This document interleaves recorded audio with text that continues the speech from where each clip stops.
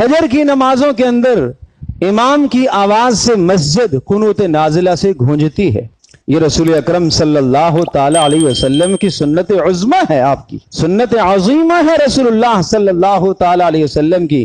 آپ نے فجر کی نماز میں قنوت نازلہ پڑھی اور قنوت نازلہ کے اندر آپ نے نام لے لے کر دعائیں فرمائیں اور نام لے لے کر آپ نے بد دعائیں بھی فرمائیں۔ اللہم انجل ولید ابن الولید وعیاش ابن ربیعہ والمستضعفین من الرجال والولدان الذین یقولون ربنا اخرجنا من هذه القریة الظالم اہلها وَاجْعَلْ لَنَا مِن لَّدُنْكَ وَلِيًّا وَاجْعَلْ لَنَا مِن لَّدُنْكَ نَصِيرًا۔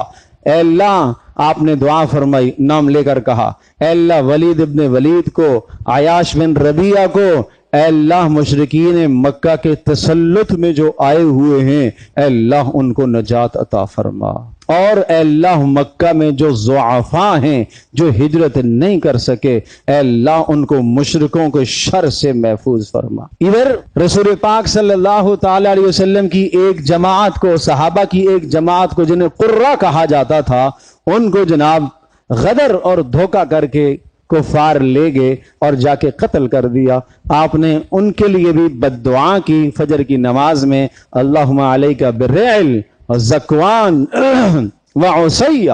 یہ قبائل تھے جن قبائل نے رسول اللہ صلی اللہ علیہ وسلم کے ساتھ غداری کی تھی، اے اللہ تو ان کا خاتمہ فرما۔